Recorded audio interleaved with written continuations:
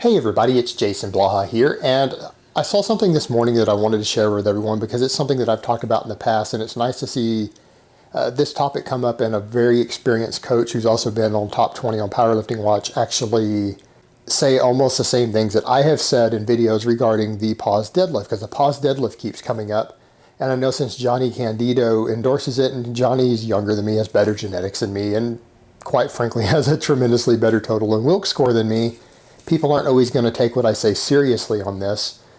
And I do respect Johnny, but the fact of the matter is I think he's flat wrong on the pause deadlifts.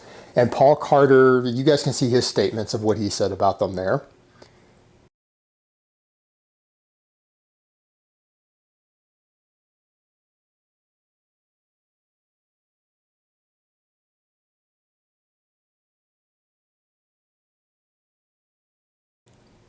And Paul is someone who has successfully coached tons of very successful strength athletes over the years, over the decades, and who himself has placed tremendously well at top level competition as an elite lifter. And this is someone whose life has revolved around powerlifting and strength training for a couple decades. And he has the exact same conclusions that I do on the pause deadlift. While he's also like me, he agrees that paused work for most raw lifters is really the way to go for things like squats and bench press, because it gives you speed and power out of the bottom.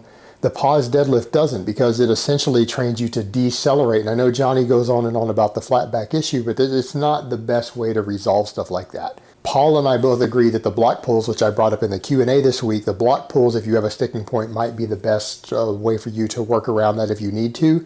But in general, getting stronger and faster and building more power off the floor is always going to be the best way to get through sticking points on a deadlift. 9 times out of 10, that's what causes your sticking point. And the guys who are successfully using the pause deadlifts, as I've said before, sure, they're getting away with errors, because people who have great genetics, who really train their asses off and train extremely hard, who also throw some drugs into the mix, particularly large amounts of drugs into the mix, have a big margin of error. They can get 2 or 3, 4 things wrong in their training and still be a champion, maybe even be a world record holder with the right combination of stuff if they only get a few things wrong. And I think the pause deadlift is one of those things that people get wrong. It actually is training a motor pattern that you don't want. It is training you to decelerate in the middle of a deadlift. So you're actually pulling slower, and you should never be doing that if you want to get more powerful and more explosive and stronger on a max, or even more explosive on a playing field.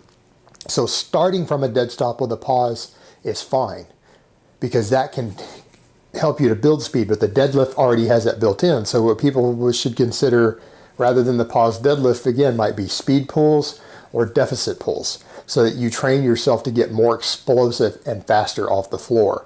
That deceleration is not helping you. If anything, it's a potential negative. And the people out there who have successfully used it, who are amazing deadlifters, the argument could be made that they might be deadlifting 10 pounds more had they used a more effective method instead of train themselves to decelerate at certain times in their training when they're doing the pause deadlifts.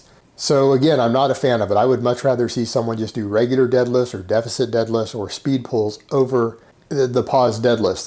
There's no good reason to do them, and I've not seen one explanation, including Johnny's, that really justify the potential negative training that you could get by training yourself to decelerate in the middle of a movement that really needs to be fast and explosive if you want to get good at it.